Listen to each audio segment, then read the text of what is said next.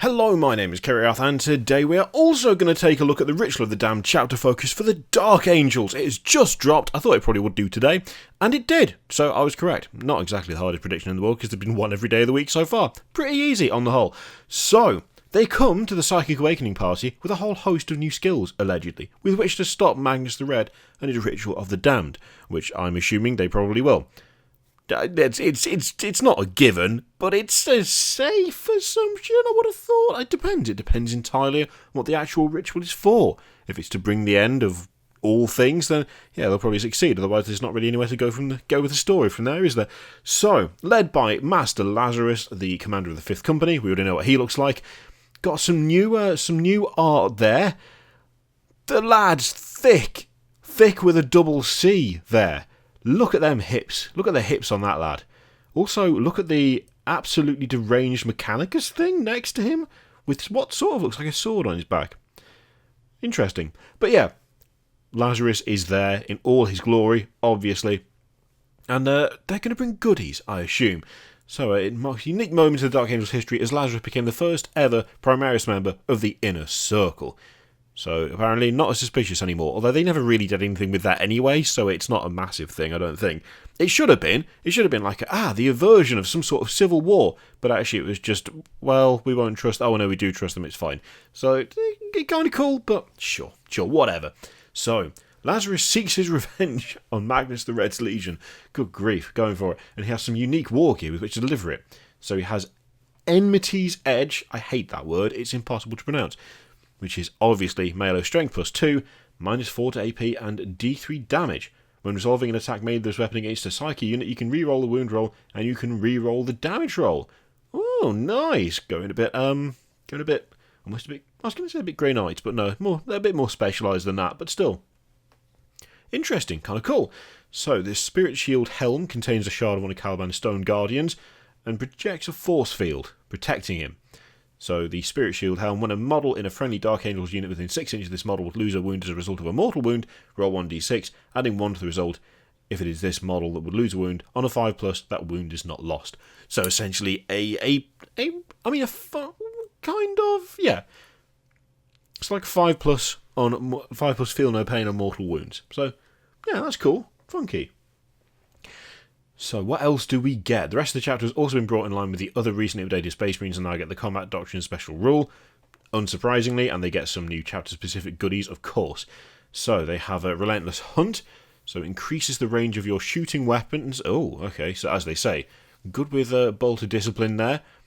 It also means that enemy units trying to avoid fiery death from overwatching flamers by charging from 9 inches away, it can get toasty. Toasty, apparently. So, Relentless Hunt. From the great beasts of Caliban to their nefarious fallen brothers, the Dark Angels have always been relentless in the hunt for their quarry. Whilst the Devastator Doctrine is active, the range characteristic of all heavy and rapid-fire weapons equipped on Dark Angels units with this ability is increased by 6 inches, and the range on assault and pistol weapons is increased by 3 inches. I like that. That's kind of tasty. A bit of extra range on your weapons is never anything to complain about, really, is it?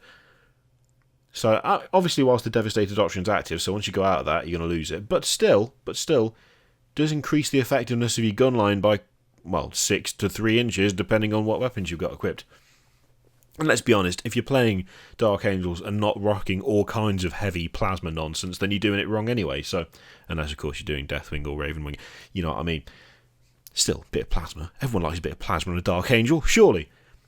Okay, chaplains and interrogated chaplains of the Dark Angels now know the same litanies of battle as their brethren from the other chapters. Okay, so they've been brought in line as well.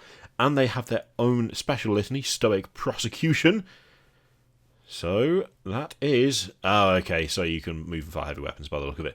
So, Stoic Prosecution, the chaplain leads his brothers in an unwavering procession across the battlefield, steadfast and resolute, etc., etc. If this litany is inspiring, then when a friendly Dark Angel's infantry unit was in 6 inches of this unit and did not advance or fall back this turn is chosen to shoot with, models in that unit can shoot with ranged weapons as if their unit had remained stationary. Yeah, so a nice 6-inch bubble there that will allow you to just keep on firing, even if they shifted. Nice. Again, nothing to complain about there. Nothing to complain about at all. So, Ravenwing stuff. To represent the storied heroes from these companies, if your Warlord is from Deathwing or Ravenwing, they can choose from a new table of Warlord Traits. Okay. So the Outrider trait gives a positional advantage. So this Warlord values positioning above all, obviously, because he's in the Raven Wing, and will advance with all haste to claim vital ground before a shot is even fired at the start of the first battle round. Before the first turn begins, this Warlord and one other Raven Wing unit from your army can move up to 12 inches as if it were your movement phase. But they cannot advance, and they must end more than 9 inches away from any enemy models. If both players that have units that can move before the first turn begins, the player who's taking the first turn moves their unit first. Okay, cool. I'm liking the clarifications of potential rule conflicts, or at least similar rules. Again, never a bad thing to have stuff clarified and not have that moment of, wait, we can both do this. How the hell does this work? Nice and clearly stated. So, I mean, yeah, again, it feels pretty Raven Wing zooming halfway up the board at the very start of the fight. And if it's Warlord and one other Raven Wing unit, you could get some fun stuff off like that. I mean, obviously you have to end more than 9 inches away, but get them behind cover, and you could do some fun things very early on with that Outrider ability. Yeah, cool. So the armies of the Rock have been opened, and some of the oldest relics of Caliban are now available. They've just hid the key from them up until now. So we've already seen how good the Dark Angels are at shooting. Give the Deathwing Captain the key of, I'm not trying to pronounce that, Archrabiel? Sure, why not? The key of the Bloke. The key of the Bloke unlocks a hidden sanctum deep in the rock. What lies within is a terrible secret known only by a handful. There's a lot of that with the Dark Angels, really. Do they need another terrible secret? Have they not got plenty already? And those with such knowledge fight with zealous fury. Whether they do so seeking atonement, vengeance, or something else remains a mystery. Deathwing model only. Add 1 to the strength and attacks characteristics of a model with this relic. Oh, okay, in fairness, I misread that. I misread that. So it's just, yeah, fair enough. I thought for a second, just for a moment, because I forgot that it was like a Deathwing thing, I was like, have they not got enough Dark and Terrible Secret? Oh, it's just the Dark and Terrible Secret. Okay, fair enough. It's the one. It's the current one. It's not a new one by the look of it. It's a current one. But that's the key to it. The key to the stuff that Dark Angels no one wants to know. You can now carry around.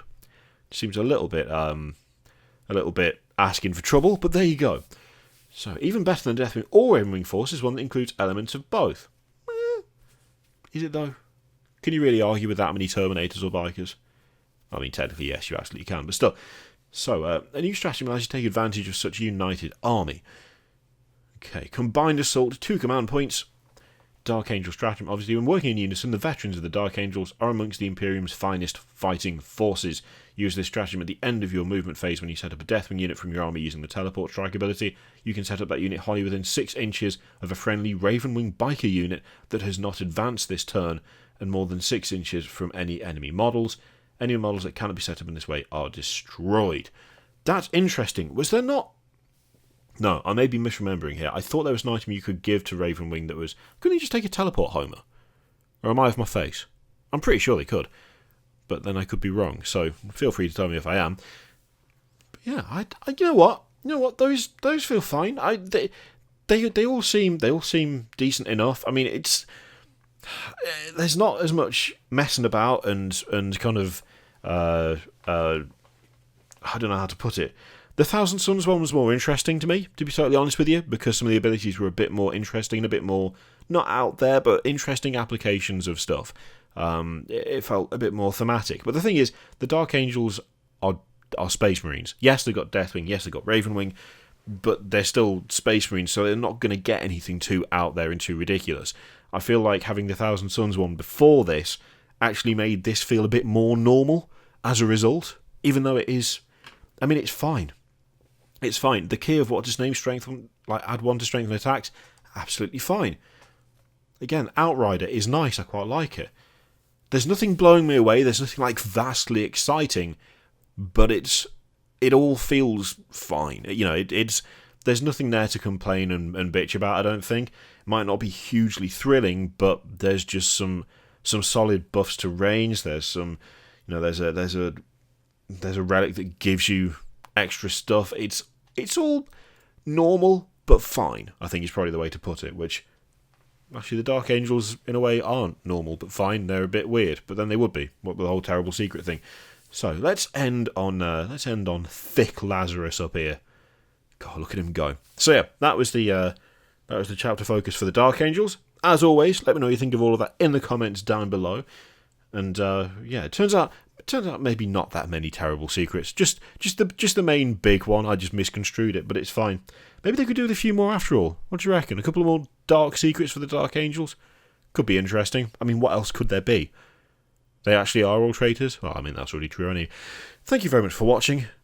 Feel free to click all the things, you know what to do, links, all of that stuff. Click it if you like. And as always, there's the affiliate link in the description for Element Games. And if you buy stuff, I get something, and you save loads of money, and they've got everything you need, and some of it goes to charity, and you know how it works. Click it if you like. You don't have to. I'm not telling you to. It's up to you. Thank you very much for watching. I'll see you next time.